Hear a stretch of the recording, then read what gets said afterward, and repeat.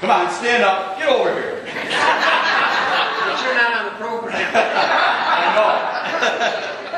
That never started before, Paul. The class of 1959 would like to show its appreciation to Paul and a small gift we have for him to one of his favorite places.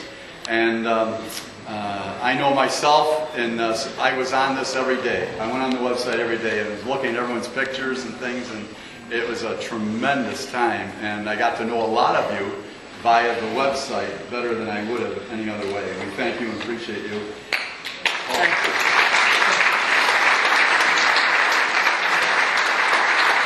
Thank you very much. Ridge Road Station, you know, that's where I buy a lot of railroad stuff. Okay, Sid, if you feel you need some counseling, you get over, maybe comments by Ms. Mary to you about material. We'll talk later. It took me 10 years to get there, Paul. Okay, we need to get a couch. All right, next, Dr. Paul. Reflections. I've asked, Roger Snell spoke at our banquet and back in 59, and it's only fitting that Roger talked to our class again in our 50th reunion. Roger, come on, buddy.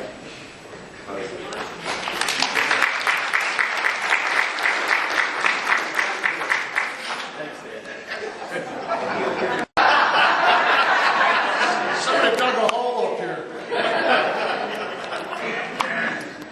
When Paul and I started talking about this, I said, Paul, what do you want me to do? And he said, can't you give your senior speech that you gave at the banquet? And I said, I don't remember what that speech was.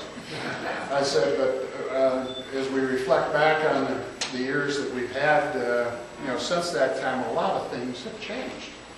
And I said, what if we were to put together a list of things that have changed, things that were going on back in those years and things that are going on today that changed. Can't hear me. Can't hear you? Okay, can you hear me now? It's one of those telephone commercials. And so Paul said, I ran across a poem one time, and I put it away, and I can lay my hands on it, and I'll send it to you. And he did, and I looked it over, and I said, I think we ought to read that poem at the banquet. And then we can go through a list of things and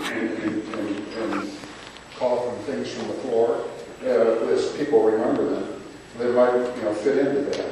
So I'd like to read this little poem to you, and we don't know who the author of it is. It's an anonymous poem, but it's precious memories of the 50s enjoyed during our school years.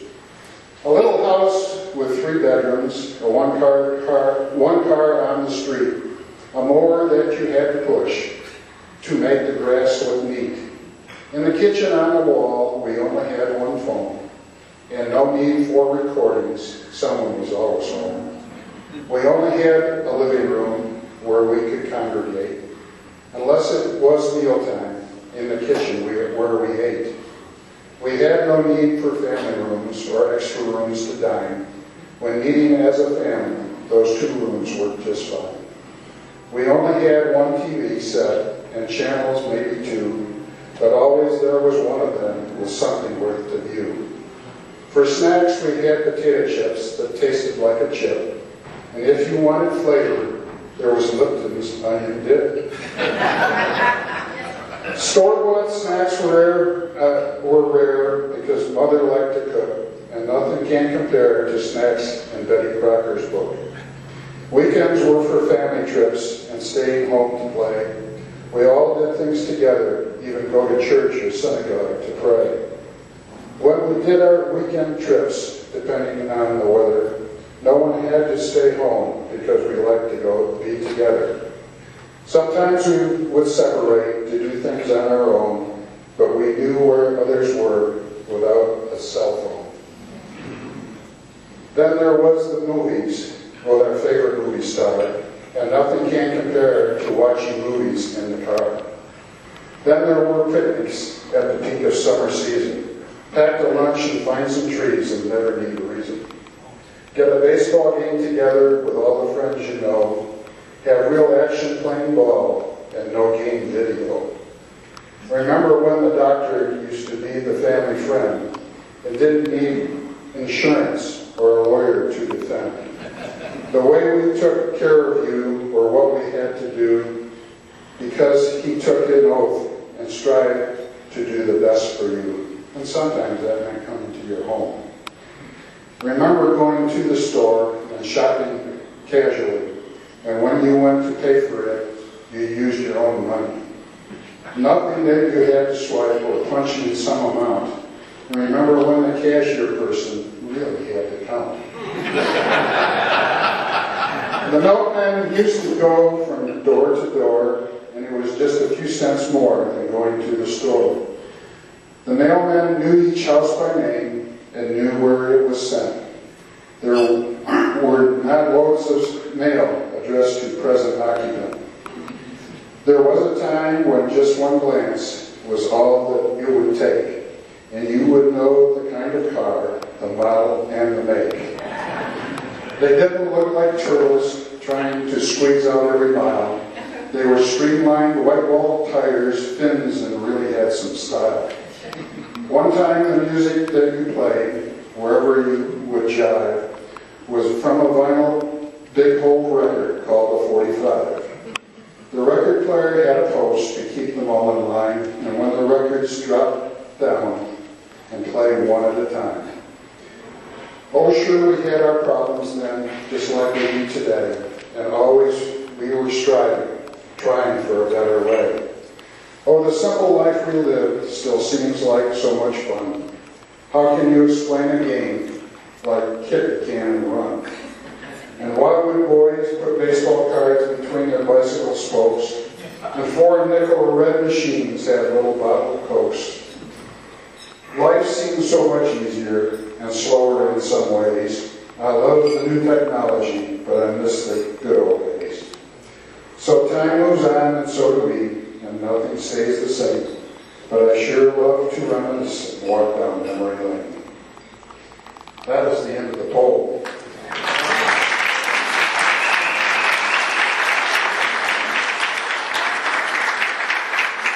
That was very apropos for our 50th get-together. And some of the things I wrote down, and my wife helped me edit this list, and as I read down through them, you'll probably come up with some of your own ideas, and we can, at the end of it, maybe shout them out or something and give me your thoughts on it. 45 records, and now we have iPods. Adoption, was something that we talked about in 1959, and now we have in vitro, that we didn't have back then. AM and FM car radios were the big thing. And now we have satellite radios and CD changers in the car. Analog was the big thing back then, and now it's digital. Everything is going digital. We saw bomber planes that came out of World War II that were propeller driven, and then we saw the B-47s and the B-52s, and now we have stealth bombers. Some things we've never seen before. Batavia had its Sestroy Centennial in the 50s, 1952, I believe, and we all were around to experience that. Batavia is now 207 years old, and so that's something to consider as well. Battleships were the big thing back then when we played games and so on, and war games, and so now we have missile launching ships. Black TVs and rotary antennas. Big things back in the 50s. And cable and satellite color TVs are the big thing. Flat panel TVs now. Celluloid film with Kodak was big back then. And now we have digital movies again. Checks and cash were what we used back then. And now we use debit cards and credit cards. Chronic joint pain. And I put this one in. Mary said, I have a bionic wife. She has a right knee, a left hip, and a right shoulder. She sets off more alarms at the airport than I do. So, but joint replacement is a thing that we didn't do back then. That's the medical science that we've come through. Coal burning trains. A lot of us remember going down and sitting at the train station when we were kids, watching the troop trains come through and things like that. And now we have bullet trains, around the world. Condoms and diaphragms were big back then. The pill and Viagra are big now.